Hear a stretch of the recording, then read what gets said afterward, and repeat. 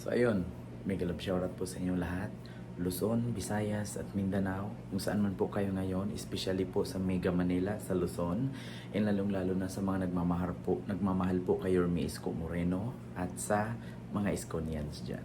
So, ngayon po, actually 2 days ago pa po itong post no, ni Yorme Isko Moreno na patungkol nga sa tatakbo nga si Yorme pagka mayor ng Maynila kasi nga may nakita kasi siyang hindi maganda. 'Di ba? Sabi nga nila, tumatakbo yan si Yorme kasi nga wala ng pera, wala ng kita. Ganyan, ganyan. Kasi wala na yung Itbulaga. Kaya ngayon, papasok na naman sa politika, tatakbo na naman. So, ganun, ganon. So, ang kadahilanan po talaga, mga ka-Manilenyo, no, mga ka-Iskonians, ang kadahilanan po ng pagtakbo ni Yorme bilang mayor ulit ng Maynila ay nakita niya po kasi na ang kanyang mga naumpisahang proyekto ay napabayaan po ng kasalukuyang mayora ng Maynila.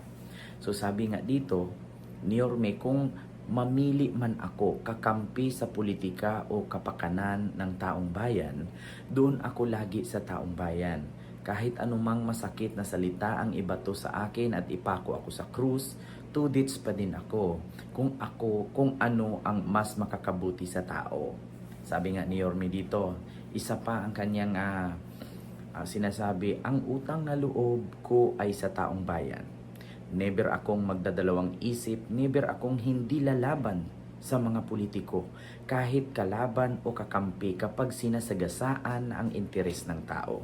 So yun po yung kadahilanan, mga ka-Iskonians dyan, na si Yorme ay tatakbo, no, bilang mayor kasi nga napabayaan na kanyang proyekto. Sabi nga ni Yorme dito, ang utang na loob ko ay sa taong bayan, hindi sa mga lakuna.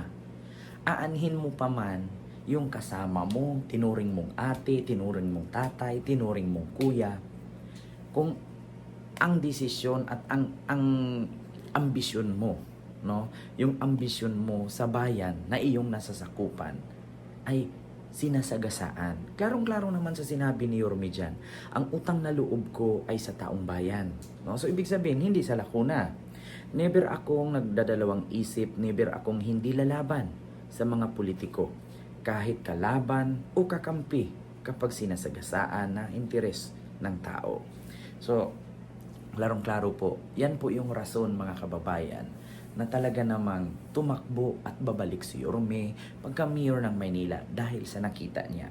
Unang-una, ang kanyang naumpisahan na pagpapaganda, no, at iahon sa hirap ang Maynila. Kasi actually si Yorme, ramdam po kasi niya yung kahirapan. Alam naman po natin, nag-umpisa si Yorme bilang artista. Saan siya nanggaling? Bilang isang tricycle boy, yung driver ng padyak-padyak, kumakain ng pagpag. Napasok na din niya yung, siyempre, tambay eh. So ano bang magagawa ng tambay? Either shabu, sugal, nakaw. Pero hindi pinasok ni Yorme yung pagnanakaw at paggagamit ng illegal na droga. Pero naipasok niya yung pagkakarakrus. Kasi yan naman talaga, kapag walang pasahero ang padyak, gagawa ka ng paraan na ikakatuwa ninyo. Siyempre magkakarakrus yan, tongits. Alam niya yung mga ganyang bagay. Diyos ko, kita naman po natin bago siya pumasok pagka-artista, na pagdaanan niyang kumain ng pagpag. Tundo yan eh. Sino po mga taga-Tondo dyan? Paki-comment po. Hindi ka taga-Tondo kung hindi mo naranasan ang hirap ng buhay. Hindi ka taga-Tondo kung hindi mo naranasan kumain ng pagpag. Di ba? Even Miss Universe Catriona Gray, I live in slum of Tondo. It's poor and it's sad. Di ba? So napagdaanan din.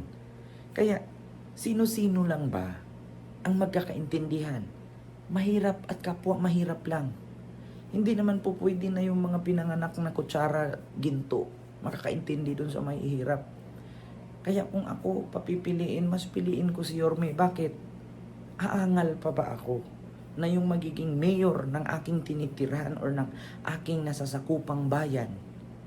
No? Mahirap din. So, naiintindihan din tayo. Kaya mas prioritize ni Yorme ang taong bayan kaysa sa pera. Aanhin mo marami kang pera kung marami namang galit sa'yo. Aanhin mo yung marami kang pera kung wala ka namang kaibigan. Aanhin mo yung marami kang pera na maglalakad ka sa labas, wala kang ulo. Di ba?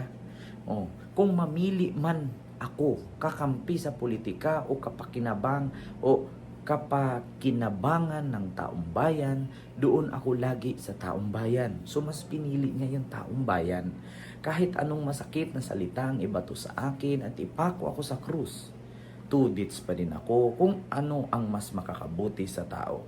Ang utang na loob ko ay sa taong bayan. Never akong magdadalawang isip, never akong hindi lalaban sa mga politiko kahit kalaban o kakampi kapag sinasagasaan na interes ng tao. Yun naman ang sabi ni Yorme, di ba? Kaya hindi mo masasabi na si Yorme walang utang na loob, si Yorme traidor, si Yorme manggagamit. Aanhin mo yung utang na loob na yan kung hahawakan ka lang din naman sa liig. 'Di ba? Si Yorme kasi may paninindigan. Hindi naman niya nagaganyan kung hindi niya pinapatunayan. Tulad dati, tumakbo si Yorme kumampi kay Lim. Dumating ang panahon na si Lim gumawa ng karumal-dumal, umalis si Yorme. Kumampi kay Irap.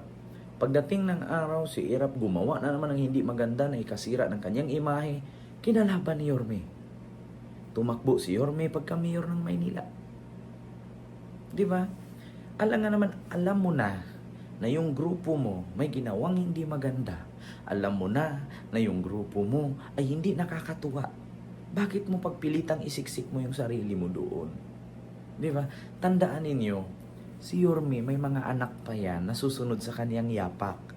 Paano pa ngayon ihalal ng taong bayan yung mga anak niya na susunod sa yapak niya kung siya mismo sinisira na niya yung pangalan nila? 'Di ba? Kaya kahit anumang sabihin ninyo na traidor, ginamit si ganito, ginamit si ganyan, kahit naman po siguro kayo may pangalan kayo, hindi lang sa showbiz, kundi sa politika. Alam mo na yung kagrupo mo palpak, bakit mananatili ka doon? Kung alam mo naman sa sarili na kaya mong baguhin. 'Di ba? Pwede ka naman lumayo. 'Di ba? Aanhin mo yung tawagin walang utang na loob, manggagamit. Walang saysay yung pagkakaroon ng utang na loob or walang saysay yung sasabihan ninyong manggagamit si Yorme.